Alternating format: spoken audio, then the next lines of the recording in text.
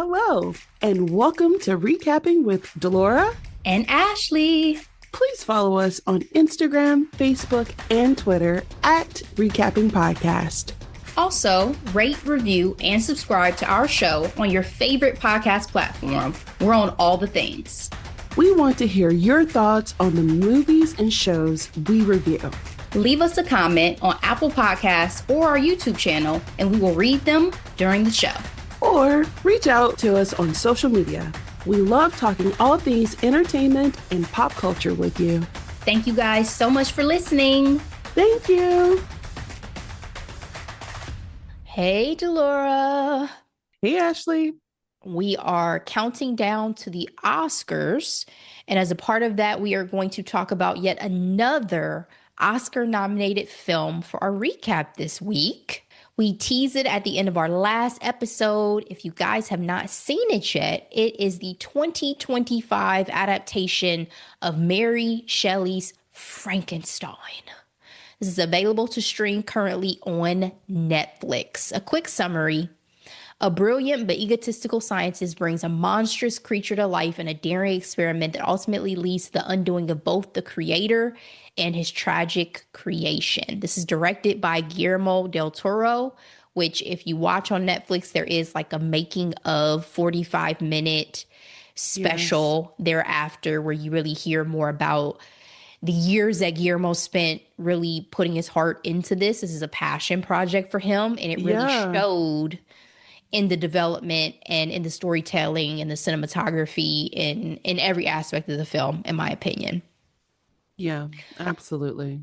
So again, as I mentioned, this is based off of the, do you want to call it a classic horror novel by Mary Shelley. And it was a breakthrough for women literature too, right? Indeed. Like, something a man didn't steal of that era.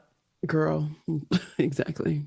Cast Oscar Isaac as Victor Frankenstein, Jacob Elordi as the creature, Mia Goth as Elizabeth, Christopher Waltz as Heinrich, and Felix Kammerer as William Frankenstein. And just to be clear, the reason why I couldn't decide on the word to use for classic is because it didn't feel like a big enough term for what this is what I was thinking. Like classic, sure, but also, I don't know, something bigger than that. Anyway, ratings, 85% critics, 94% audience, 91% Google thumbs up. Delora, what is your grade for the 2025 adaptation of Frankenstein?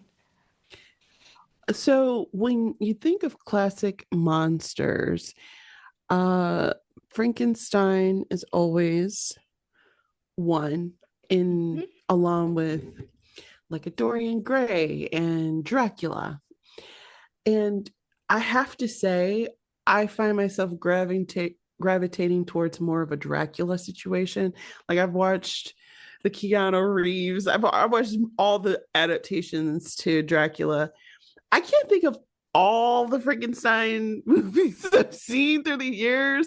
And then of course, like for even fun horror stuff, Frankenstein is always that creature paired with something else, you know, like a mummy or a ghost or what have you. I'm just thinking about like Hotel Transylvania. I'm just thinking about just Frankenstein and culture in general. I just never really gravitate to Frankenstein. I don't know what it is. Like, if anything, I sometimes, don't ask me why, but I sometimes think of Dr. Jekyll, Mr. Hyde more before I think of Frankenstein. I don't know what it is. But this film was beautifully shot. Like the colors were just, especially when it comes to like the costumes and just certain scenes, it was just very beautiful, visually gorgeous. The pacing was fine. It was a long movie though. It was long, for sure. Very long. And everything was so well acted too. I mean, I was, Jacob Elordi, I have my feelings towards him because he dated Zendaya and that didn't go well because apparently he wasn't faithful or something. So I'm kind of giving him side eye. And then plus his character from Euphoria is just trash. Awful, right? So, but shout out to him and his range, Indeed. And then Oscar, I've never seen him in this light before. So this has been very fascinating to watch. So I say all that to say, I'll give it a B. I give it a B. I'm a huge fan of del Toro. He is an odd one. I like this is the stuff he puts out, but like, what about all the stuff that doesn't make it, to public consumption? Because I realize I've been following his career for a long time because he's done Hellboy, which I've seen. Of course, he's done The Shape of Water. Um, Pan's Labyrinth. I was going to watch it, but it was a little too creepy for me, just a little bit. Um, that was back in the early 2000s. And He's he's another actually Tim done a lot. Burton for me. Like, I Yeah, love they're it. on the yeah. Hmm. Again, The Shape of Water won him his first Oscar, and I'm like, oh, monster fucking got it. Like,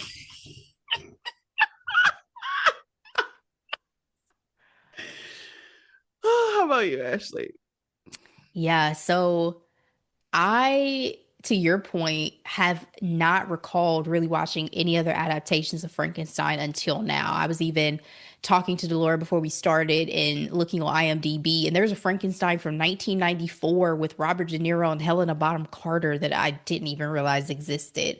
And so I think that's why watching this version not only was the everything you mentioned a part of my experience of just visually stunning and all of that, but it was also I really was moved by the story. And I was like, have I never really dove into this story before? Because again, to me, like Frankenstein is one of those that just lives in like iconography in terms of an experience to have as a novel and like culture and pop culture. Um, and so maybe it was just one that I just, it's one you think because of that, but I had never really dove into the real story. And so I was deeply moved by the story itself. And you talk about Jacob, this is a star turn for me with Jacob Elordi. Like I'm a fan now because I never really The cared for his other. evolution of his character Yeah, in this movie alone. I've never really cared for any of his other characters, if I'm honest, from the kissing booth to Yes. Euphoria to anything else. And like this version of him, the vulnerability of this version of him just really touched me. Mm-hmm. And I really enjoyed it. And so I give Frankenstein an A. So we're going to dive in and talk about it again. It's not a new story, but it is one that, at least in this version, I think has a lot of beauty and nuance and some updates that I know Guillermo made as a part of that. So spoiler alert as we get into the good of Frankenstein. The beginning sequence of this movie, for those who don't know, Victor Frankenstein is the doctor, right? I know a lot of people People associate mix it up all the Frankenstein with the time. name of the creature. No, Frankenstein is the Yes. doctor. I was gonna say, did the creature ever get a name? No, Like, and that is one of I the great tragedies of it to me, yes, is that he yes, never had a name. So right. Victor Frankenstein is at the beginning of the movie being hunted down by his monster. And he's really lucky that the captain of a ship took pity on him, willing to sacrifice the lives of his men to protect Victor. And again, talking about not really knowing the story well, I never realized the creature is immortal. They're trying to take him out Yeah, left and right, and he is not to be fucked with because he cannot be killed. yeah. I think that was the thing that was new to me in this telling was like he could heal himself, and I was like, interesting. But it kind of Yes. makes sense. Like, It makes sense in the grand scheme of the supernatural that we're supposed to be believing in, with even the ability to create this creature, right? Let alone what it means when you create something that can never die, which we'll dive into even deeper here. So, this film is split into two parts. And in the first part of the film, we get the story of the creator. We get Victor's story. So Victor was born to privilege. His father is a baron and a renowned surgeon, but he was mostly absent. His mother is who he was really close to, and he adored her. And unfortunately, she passed away while giving birth to his younger brother. We see Victor like never recover from this tragedy, right? And he becomes obsessed with the idea of like beating, cheating death, and also beating his father as being a surgeon. How did you feel about this young version of Victor and his family dynamics? Yeah. I'm reminded of that saying is like, you break a man's heart one time and then it's Yeah. a wrap. You know what I mean? Yeah. Um, his relationship like with his father was obviously toxic. His father was definitely old school. Like He was when abusive. he said that um you'll take your lashes on the face to help with your vanity. I was like, excuse me? He was abusive. Abusive. And to you know what you were saying earlier, he gravitated towards his mom because his mom showed him love, showed him comfort. She was his safe space, which is, you know, everyone needs a safe space in their life. And unfortunately, after he left his mom, he has not found anyone. He has been just like you said, completely obsessed with life and death to a manic degree. And you know, people always need a drive. You know, The spark. the spark. I was gonna say the flame, the spark to spark the flame. And dealing with his father is definitely one of them. I have to admit though, I did doubt whether or not his dad did everything he could to save his mom. Though, I mean, Same. When he I made don't. her eat blood while she was pregnant, I said, he don't care about her. He don't care about her. So I agreed. I was like, I think he let your mama die too. If I'm honest, I think he did. I don't know what he had going on or why. Right. But then when I said, oh, it's a Lannister, of course. Of course. You right. You right. Shout out to the GLT fans out there. You right. Plus, that man looks evil. Like he's one of those actors. He's never gonna be a good guy. He looks evil. Him and Kristoff. Like every time I see Kristoff somewhere, I'm like, But you what's know your what? angle?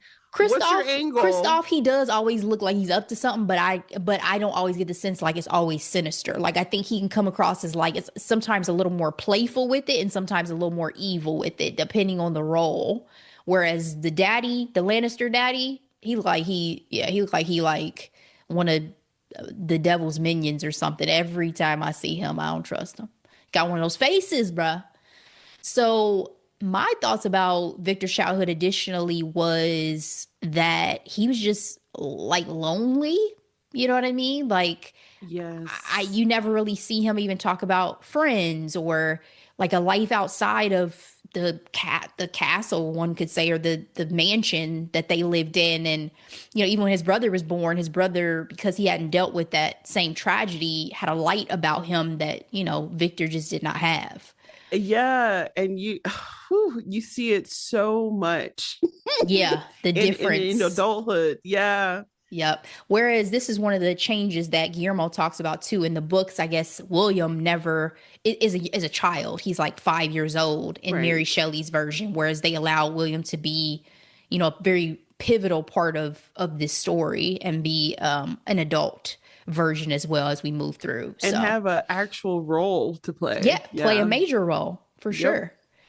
So Victor and his family end up losing their fortune due to revolts and a fire. And in my opinion, Victor went on to push the limits of sanity and nature as he started doing these experiments with the dead. They show him going amongst like a tribunal and he's doing this experiment with electricity and this weird half body of a man. And It was so crazy. it was creepy. It was crazy. I was like, has anybody checked on Victor's mind? Because I don't think he's okay. That's when it just seems like he was just completely consumed with Yes, his I don't even want to call it passion, right? Like it was madness, if you ask me. yeah, manic, definitely. Again, shout out to Oscar Isaac. I've never seen him in a role like this before. You know what I Yeah. mean?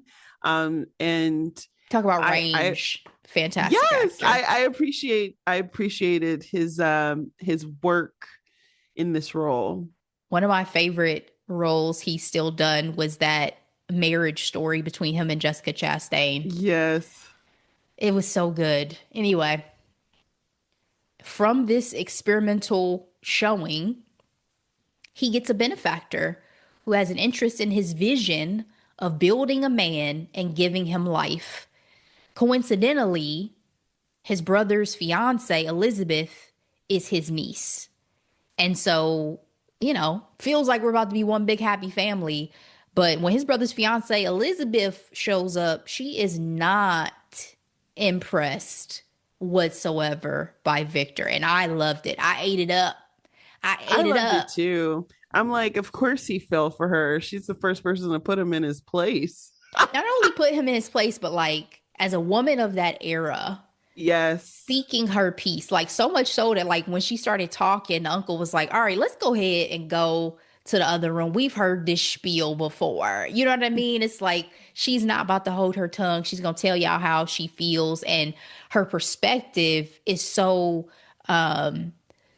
what's the word, Delora? Like political to a certain Yeah. extent that I would Hmm. not have been expecting Yeah. from a But woman either at I that time. love it too. Because I mean, again, the original story is written by a woman. Yes, And so it's like, and I love that Guillermo kept that, that that energy. representation of like she's just not there. She's not only there to serve the men in her vicinity, right? She's there to have an opinion. She's there to speak her mind, and what she has to say matters. She also had the most intelligent perspective of anybody Yes. in the film. If we're Because if we're real honestly, about it. William was very much like, yes, yes, darling. Anything you want, darling, to me. And also he had this relationship with his brother where you could tell he both like revered him but also feared him, Yes. And so it Yes. was it was that dynamic too that I think kept him in a certain place within the film. And as Victor is navigating this, we're trying to figure out why this uncle wants to be his benefactor. What are his motives? Because he was just like, yo, I'll give you unlimited resources. Just know I'm going to call on a favor on you from you at some point in time.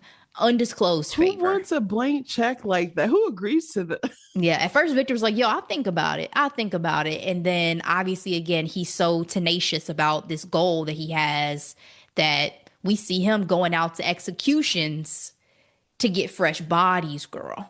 Which is crazy to me. But He was again, sick, he was like being resourceful. girl. I mean, I guess at least he wasn't a murderer. That's Right. where he drew the Like he's like, line. I'm It's picking just up the parts. clinical. Let's make sure these parts are fresh. But he's so Yeah. detached. He's so He detached. is. And yet, what's weird is that we're seeing the juxtaposition in the film between him having that level of detachment for humanity, but also calling himself falling for his brother's fiance. Right. Because he seems to have developed feelings for Elizabeth and don't give two shits about his brother. Well, first of all, I think, as I mentioned before, I think her opinion and her expressing her opinion and not being impressed by this man made raised his hackles. Yes. I also feel like you call this in romance books the trope forced proximity. When is he gonna run into a woman? Like in his day to day, he is You so mean when he's out consumed hunting for by his work. bodies? Yeah. Right. Like he's not running into nobody. So she's literally a fresh body his brother brought in. And he's like, huh. Yeah. I'm so glad it was not reciprocated. I was just Well, like, that was going to be my question though, because when she came over to his lab, I was confused about the emotion behind it and why she seemed emotional about it. Did mhm. she have feelings for him or was she just like a bleeding heart generally? So she felt like an empath, to an extent where she Yeah. felt that he wanted something from her, and that's just not meant to be. So she felt the emotion of that versus like actually caring for him. I don't think their attraction to one another was the same. Like, you know what I mean? I think she was intrigued by him and what he was doing, Yep. but her mind seemed pretty made up. For him though, again, it's like She said, "I have what chosen." Okay. but for I was like, that's your little brother, sir. You don't That's what feel he any don't give kind of two shits about his protectiveness brother. around him, the Listen, care. Again, listen. his brother seemed like even more of a soft heart because again, he probably didn't get the brunt of their father, right? Their father adored him. So you understand what I'm trying to say. It's Yeah. like, but who knows? Maybe he was jealous of his brother and was like, this might give back. So my thing was gonna be, let's say you got her. So you just about to be touting your brother's woman in front of your brother for the rest of y'all lives? Like, Probably. people do Yes. that though. That's Yes, what's they wild to do. me. Especially back in the day. People do that. Well, people still do it today. There's nothing new under the sun. But yes. Like, if I'm your brother, you take my girl, it's me and you, bro. Like, we about to fight it out, and then I may let it go 30 years from now, but not today. Not today. People have weird family dynamics. Yeah. So his heartbreak, again, because he thinks he loves this woman, it seems, leads to his morbid breakthrough. We see Victor collecting war ravaged bodies and using them for parts, and talking about clinical, shockingly clinical and disturbing to watch the actual process of him sawing body parts and tossing scraps of heads and stuff aside, flies everywhere, and really literally building this body from bones and skin and everything.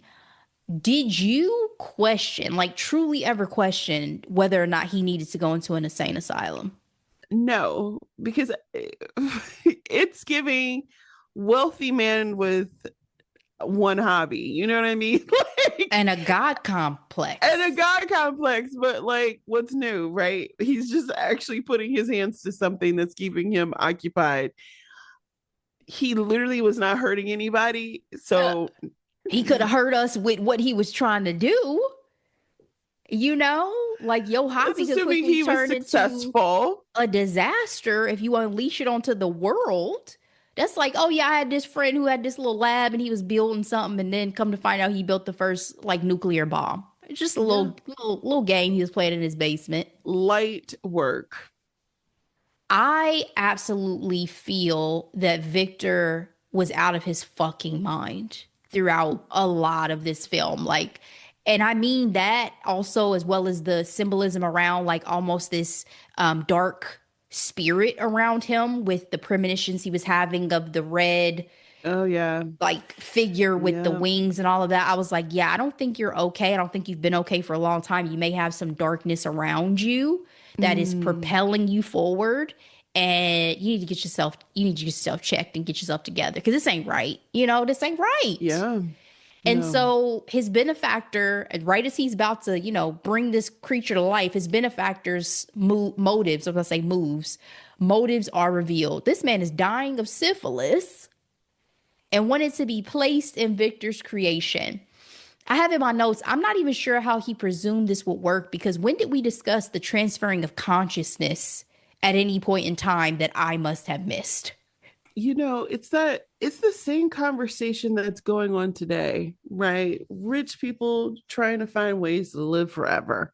You know, for him, the clock was ticking. So Girl, it was giving desperation, he was right? So absolutely desperate.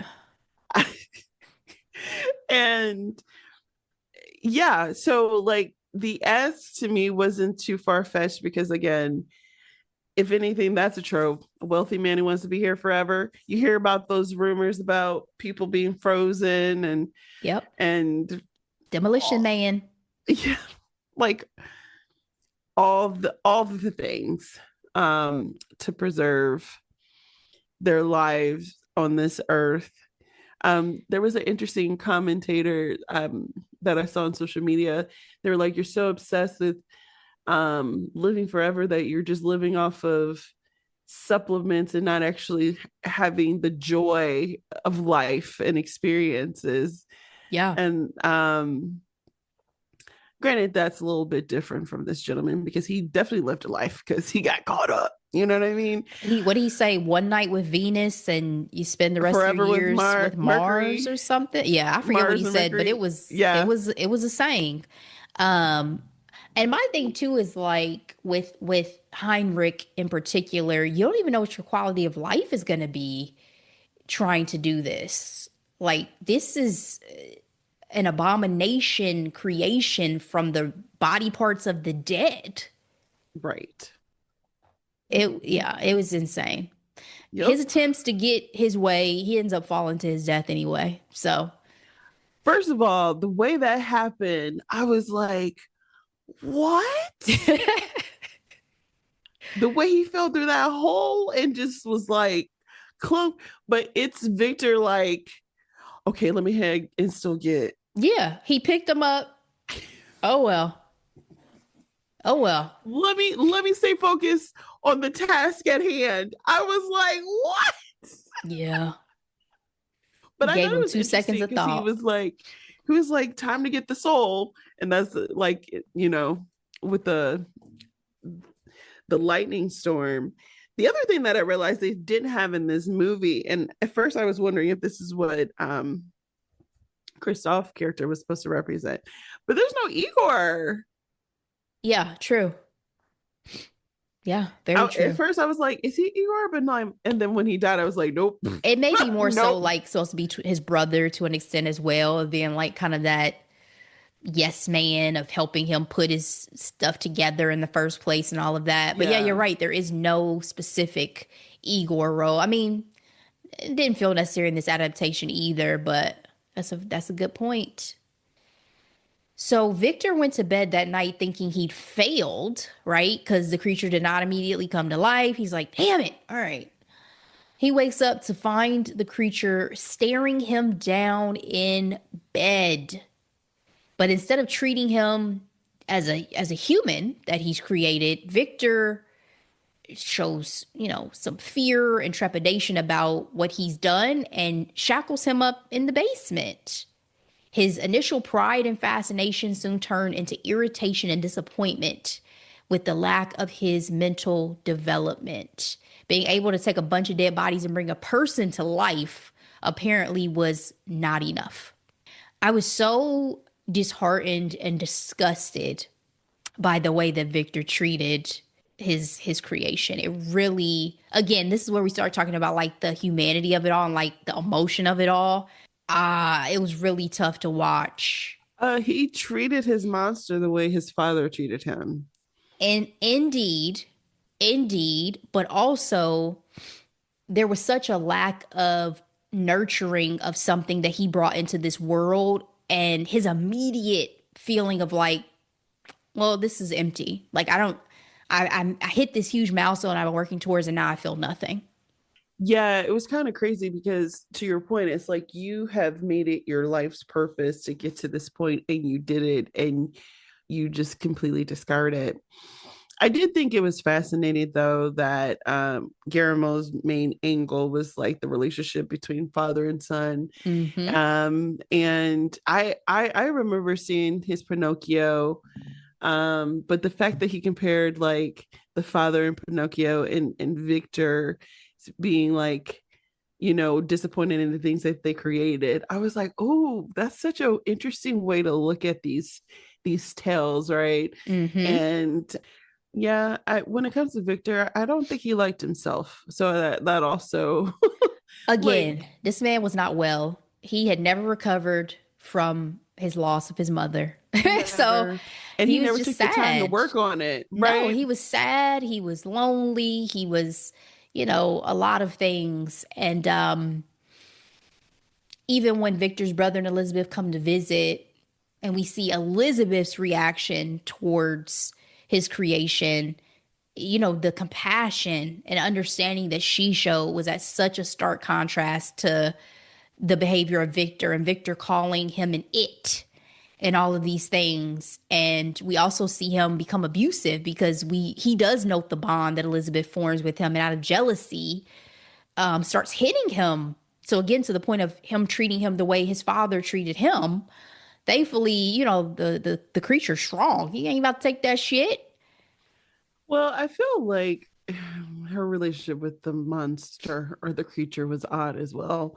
Because I'm like, are you obsessed with him? Like, what is this angle? Like, what are we doing? I think she was painted as a odd duck, and Mm-hmm. but like a bleeding heart at the same for human thing, for not just for human things, for things, for creations, for the butterflies, and everything that is a part of life. It felt like she had a soft spot for. And she came from the convent, so she also had her religious background and things like that, that I think she just was a starkly different person than Victor. I think that was one of the biggest purposes of her character that I took from it, is if he lives in fear and insanity, she lives in compassion and love, and like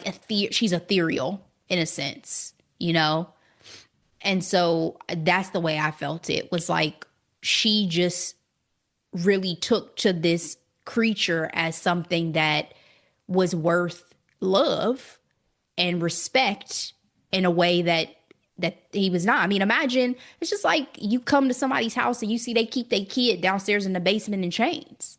You know what I mean? Like, I don't think you're Yeah. gonna be like, oh, okay, cool, let's go back upstairs and like have some tea or something. It was disturbing to see the way that Victor was treating him.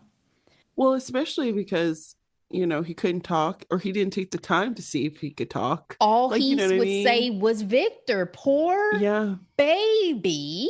Yeah. He did not cultivate anything within him. He just kept him locked up until he did what with him throughout the day. They didn't even really say. He just kept him around like he was a little pet. So Victor Not decides to, taking time to actually get to know the thing you created. yeah, not take care of him. That's Right. all Victor had to do was take care of him. This would have been a very different film. So instead, Victor decides to kill him by burning down the fucking house. Whew. This is insanity again. I'm sure there's another synonym, but this is the word I got that keeps coming to the surface for me. And you're going to burn down your house to kill this man. Okay. He had second thoughts at Well, the he's last minute. unwell He's mentally. very unwell. He has second thoughts at the last minute, tries to go back in, gets blown back, shatters his leg. Ooh, that was hard to look at. That was rough. The creature escapes. He manages to get out, and we move on to part two. We hear the creature's tale after he makes his Yeah. way in present day of the film onto that ship to tell his version of events. I have to say, that was the thing that I did find to be the most interesting about this movie is the he said angle. Mm-hmm. Um, and it definitely, again, the movie was really long, but it made it very interesting. Yeah, I loved it. So, in the creature's tale, we see that he survived the fire and made his way out into the world. What struck me was how genuinely kind he was to everyone and everything. He has all this power and strength, and yet violence isn't his default whatsoever. Right. He's Right. shot by hunters who catch him after he was out there amongst the deers, and he ran instead of fighting back or trying to kill them. Finds his way to a farm where he stays in the shadows and observes a family and becomes their secret guardian or the spirit of the forest. I damn near shed a tear when the old man living at the farm befriends him, takes that time that Victor never did to teach him how to read, Right. and gave him some peace in his life. Yeah. It was definitely a beautiful scene. I mean, especially because again, the creature is, completely new to this world, but so intrigued by the family dynamics. And um, and saw that they needed help, and he helped them like immediately, and not expecting anything. Obviously, he doesn't know that, but still, just even the offerings they gave him made me smile. Um, because it's just the showing of gratitude. Gratitude can take you a long way. Victor could definitely learn from that, right? Indeed. um, Another GOT alum. I was like, it's hard to see him in a different light, but you had to do what you had to do. Yeah. It, But I think this is where Jacob Elordi's character shined, in showing his gentleness, and he just was so graceful as the creature. yeah. Obviously in the beginning it was very new, very jerky, but just the way that he developed learning his side of the story was really fascinating to watch. And also, I enjoyed the way that we were able to start off with, I think, what all of our expectations would be of the monster, and then slow burn into the fact of he was not born this way. He was forced into this more violent nature. That was not Right. who he actually was when It's he was giving. not being hurt by others. Right, right. But when you do see that violent nature, in some ways it's like a cry for, I don't want to say a cry for help, but it's like a cry for attention. He Like, is, also, for his own protection, he had well, to for fight to his protection, survive. but true. But he was like, if we're gonna do this, is this the only way I get a chance to interact with you? Yeah. Yeah. Eventually. Yeah. But during this friendship he has with this old man, it seems he kind of had a little bit of forgetfulness and amnesia about where he came from and, how he was created and the time he had with Victor. So the old man encourages him, go figure it out, go find out more about your past. So he ends up making his way back to the castle he was living in with Victor, and figures out, hey, he called himself a wretch, like I was made of these dead bodies and all this stuff. I'm nobody, I'm nothing. And it was so sad because not only does he process that, but then he returns to find these vicious wolves murdering the old man. So we see him having to take these wolves out because they start attacking him too. And unfortunately, it's too late for the old man, his one friend in the world, Taken Delora. away from him. Uh, break my heart. Why don't y'all? Yeah, The yeah, old man's family comes back at that exact moment and of assumes it's course. the creature that did this and it's Right. dangerous. And now they attempt to kill him. They shoot him in the face. No conversation, pure violence. But again, he's immortal. So they think they've taken him out, only for his wounds to heal and for him to pop back alive. And this is when he realizes how much he hates his existence, right? Because he said he feels lonelier than ever. All he wants now is a companion. So he goes out and seeks to find Victor just to request a companion. Makes it to him on Elizabeth and William's wedding day. You think that Victor, first of all, would be so marveled at the fact that he has such intellect now that he's displaying. You think, Where was the, oh my God, look what's happened to you? None of that. None of that. Instead, he calls like, him because I wicked. know I was in awe. I'm like, this man is such an eloquent speaker now. Like, Girl, he's full a little fledged. Fred. He said, I speak, I feel, Yes, I am a person. You didn't create a thing, you created a person. yes, yes, yes. But Victor refuses him. He said, you're trying to pull me back into madness. I will not make you a companion because then what's next? Y'all gonna have babies and death begets death. And, ooh, That was, talk about a red wedding. I'm sorry. I'm on a girl. roll. He told him, if you won't give me love, then I'm going to indulge in rage. Okay. And I have plenty of it. So we see Elizabeth come in only for Victor to shoot her for whatever reason. You be shooting a gun at something that's immortal anyway. Mad, mad, mad, mad, mad, ridiculous, ridiculous. This girl dies on her wedding day. His brother ends up dying too. But with his dying breath, he told Victor, "You are who I have always feared. You are the monster." Did Victor take a minute to sit with that though and think like, damn, my own brother with Of his course not. dying breath said this to me? No. Change of heart? Of course not. Of course not. Because he's so self-involved, you know? It's all about what he wants and his, you know, passions, and it's not about,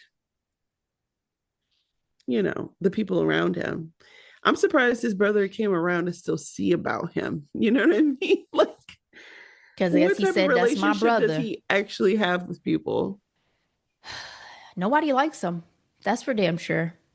Nobody likes him. Elizabeth didn't like him. She kicked him out of the room on her wedding. He was trying to talk to her. She said, no, no, no, get on out of here. Your brother tells you as he's dying, I don't even like you either. And then you go out and try to now hunt the monster again with a gun for something that's immortal.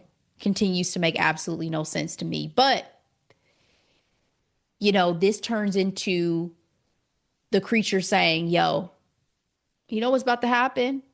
Is I'm going to hurt you until you figure out a way to kill me. Until you figure out a way to end my suffering, I am going to own you and hurt you.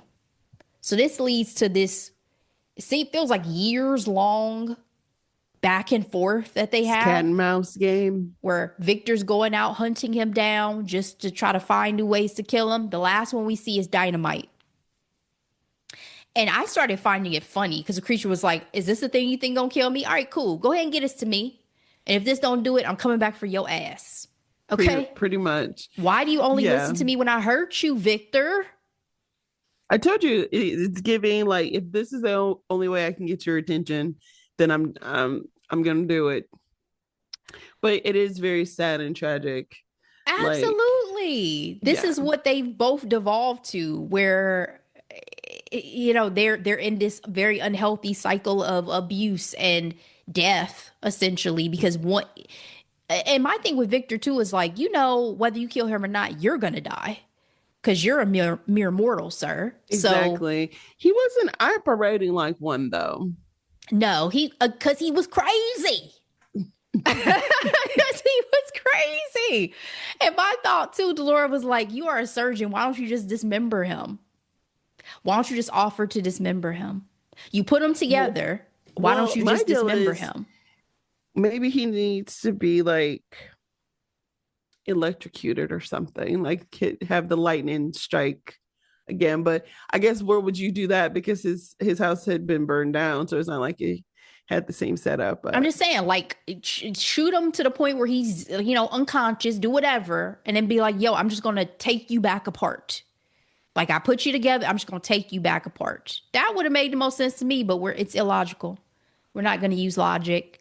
This cat and mouse game must finally end. And at the end of the film, Victor finally apologizes, expresses regret, and asks for forgiveness as he dies. I had in my notes, I'm not sure he deserved such a peaceful end nor you know, I was forgiveness. thinking the same thing. I was like, after all this, he dies peacefully when he wreaked havoc on his brother's fiance, on Girl, his benefactor. Like, girl, this is crazy to me. he But got I better do, than he deserved for damn sure. by a lot, because he was the monster. Yep. And in addition to that, Ashley, like, I think it was very powerful that his character got around to doing that for the creature. Because again, if we're coming from the angle of a parental, you know, child relationship, that is so needed. And there's so many people, so many parents that would never apologize or show a remorse or take responsibility, you Yeah. know. And I so struggled. I thought it was, I think it was needed for the creature, because again, the creature, um had my heart. But I'm not gonna lie, I was like, could Victor uh use old girl as the creatures, the wife of I'm sure Frankenstein he or could whatever? have. I'm sure he could have, but he wasn't about to let that happen because he wasn't gonna let him have Elizabeth. He was so jealous of their Right. relationship. I Yeah. struggled though. I mean, I think it's a great point of, him it being more for the creature than necessarily even just for himself to have that apology and to give the creature that peace as he moved on with his life. But I struggled with it because sometimes you don't deserve that peace from me. You know what I mean? Like I can just go on about my life and forgive you in my heart without, giving you the peace and satisfaction of it as well. Because to call him son there at the end and for him to call him father and stuff, get the fuck out of here. Like you have made my time in this world a living hell so far. And so fuck you. Die miserable. You're so You get funny. you get nothing else from me. I'm just saying that's why he's better than me. He's a soft, kind-hearted, You're like, beautiful I'm example so of a human being. busy. Oh. Yeah, like you hear people, they'll be having conversations with somebody on something and they, you vehemently disagree with them or they're a trash person. They're like, you have a good day. You have a terrible day. You know what I mean? Like that, I'm giving you My that energy. favorite is have the day that you deserve. Exactly. That's why I needed Victor to have the death he deserved. And this wasn't it. This wasn't it. Let me My go ahead deal and is, toss what your was ass the into that final ice to straw freeze to to death. make him, go to the other side? Because that part was so unclear to me. I had to literally like rewind. I'm like, so what is it about this They that's didn't give clarity on what ultimately killed him. My mind is probably like some combination of like hypothermia and internal injury. Because again, mm, remember, like Victor, I'm not Victor, the creature tosses him around in that like right? final battle. He cuts off his Mm. fingers, all that. So I just think he was probably had some internal bleeding mixed with like the battle that I fought. This is the last one. I'm done. My body's done. Because again, he's a human. He is very much human. Yeah, and what he says, say my name, say my name, say my Ugh, that too. Say name. my name the way you said it back When then. you Like, first, yeah, ugh, that's my fist going into Victor's face. Get out of here. I was not happy with this end. I mean, I'm so happy. I had ever after ending in my head of, and the creature, he lived. That yeah, final yeah. saying from ever after. So I'm happy for him that it seems like he's able to move on, get this kind of hate he had developed in his heart out so he can go on and live his best life. But what does that mean for him? I don't know. The fact that he was like walking the barren Iceland, I'm like, Yeah. this It's makes me giving sad. wicked for good. Oh my gosh. It's giving wicked for Oh my good. gosh. But at least she had her boo thing with her. Exactly. Give me my scarecrow. Okay? Give me your final thoughts on Frankenstein. I will say it was hard to gauge the strength of the creature because it's like if old dude is strong enough to push an entire ship out of a frozen river, lake, ocean, what have you, why wasn't he been dead? Like, you know what Because I he mean? wasn't trying to Like, kill him. That's the but I point. The to level of me restraint he's had. that was the part where I was like, they really had this creature push this entire ship that was stuck in Yes. ice, but Hmm. he was out here smacking Victor around, and Victor was very much kicking it. So that's where I was like, This is the point. He was using restraint. I mean, he was ripping those wolves' skin off, true, that's baby. true. Yeah. He took that man's jaw clean off his face Yes. with one hand. Bah, get out of here. So my final thoughts, again, similar to the thoughts at the top of the episode, it's like the performances were really done well. Um, the actress who played Elizabeth, though, she's married to Shia LaBeouf. I knew it was Mia Goth, but I did not remember that is who married Shia LaBeouf. Oh boy. Yeah, they're still married. They've been married since 2016.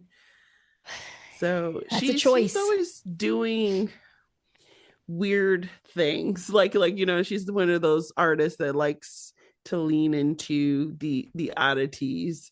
But anyway, I was like, oh, this is the girl. So I was kind of That's a like, choice. yeah, yeah. And apparently she's really tall. She's 5'10". I was like, man. But I really did enjoy the making of it, and everybody was just so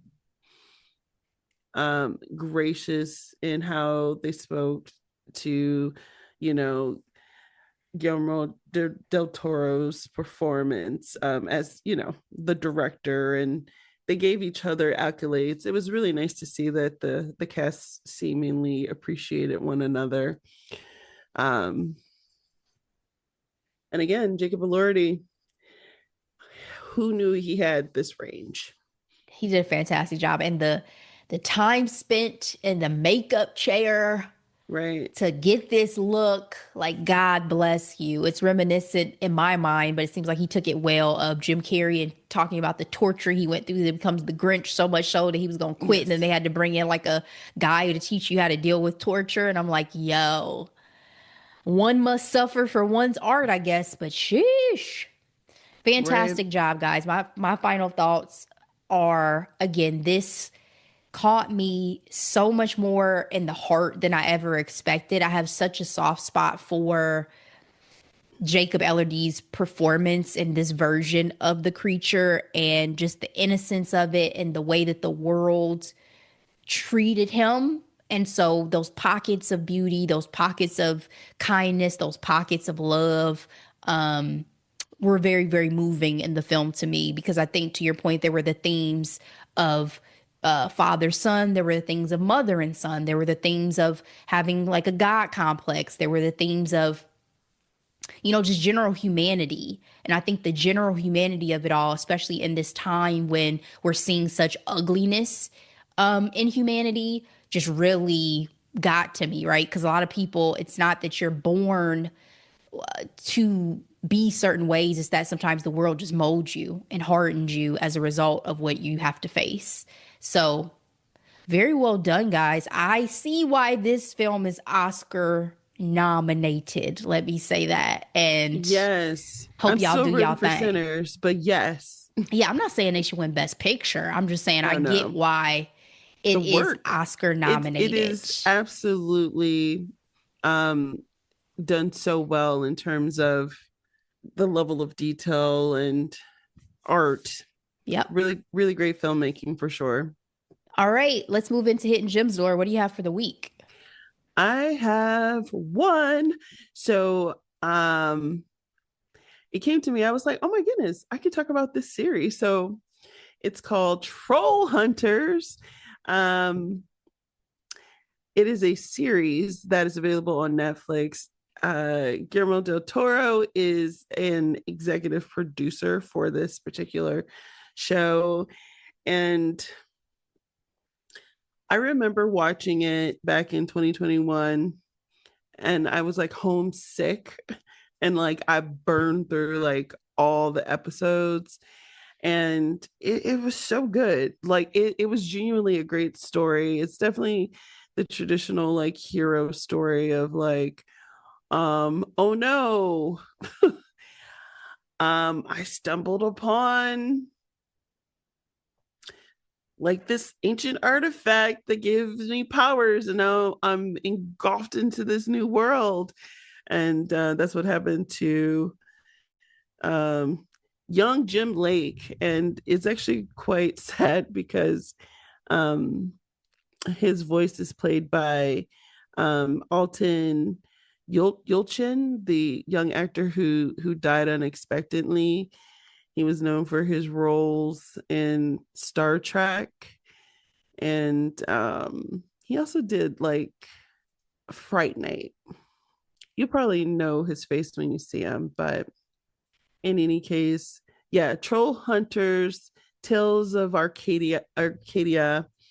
Surprisingly, the story was just really, really good, and there's like a bunch of episodes, so Yeah, the synopsis is a teenager finds a secret civilization of mighty trolls beneath the small town of Arcadia. And Del Toro is a creator and executive producer of the show.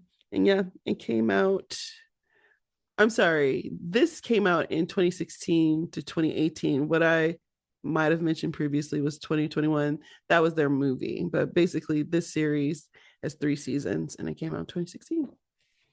All right, thank you for that. I have two hidden gems for the week. One really not hidden at all, but I'm just getting into it. But we'll start with the first one, which I mentioned before I was reading something. I was trying to determine if it was going to be a hidden gem. I finished it, and I think it is. It is a novel called Strangers by Belle Burden. It's one that I discovered on Instagram via Oprah Daily as an article, and then I started reading it. I was like, oh, this sounds interesting. And they said, oh, this is an excerpt from Strangers by Belle Burden. I was like, well, got some Audible credits to burn. Let's do it. So I started listening to it, and it is a story about divorce. And one woman discovering that her husband was having an affair only for him to suddenly turn around and just completely reject her, their children, their lives, and just what that experience was like and the emotions of it. And it was very well written. Like, she's a very, very good writer, and really shares her journey and her story from her perspective. And what's interesting too is before I started reading, I didn't do any real background on the author. She is the granddaughter of Babe Paley, who was a socialite. And I had just watched not too long ago the Feud series with Capote versus the Swans that Ryan Murphy did. And Babe Paley is one of the prominent characters there in that. And she was the main one that fell out with Truman Capote that was really good friends with him based off of what he wrote. So I just found that history in there to be fascinating as well, because I just had absolutely no idea. So the story itself, very well written. I think especially if you've gone through divorce, you'll probably resonate. But even if you hadn't, I'm sure there's stuff in there the way I found it to be, just from a human perspective, very, very interesting. And to hear, you know, just some of the nuances of human behavior. I'll say that. My second hidden gem, I mentioned it's not hidden because I'm just discovering it. I'm mentioning it. It's Crime Junkie podcast. I'm really diving more into the true crime of it all. I've always loved a true crime documentary. So I was like, let me start listening to some more true crime podcasts. This is one of the top, true crime podcasts out there, hosted by Ashley Flowers, produced by Audio Chuck. And I'm really enjoying it. I just listened to the episode that they did, or I'm currently listening to the episode they did that was in conversation with Elizabeth Smart. They did there's a documentary on Netflix too that came out not too long ago about Elizabeth Smart. There's just so many true crime stories that are out there and available. And what I like about Crime Junkie is that it does seem like they're able to bring some not so known stories up and surface them too, to help with tips and resolution and things like that, which I think is great. So those are my two for this week. Thank you guys so much for sticking with us for yet another episode. We appreciate you. We will be back as always with more. Please share this out with everybody you know. But in the meantime, before you hear from us again, as always, be blessed. Bye.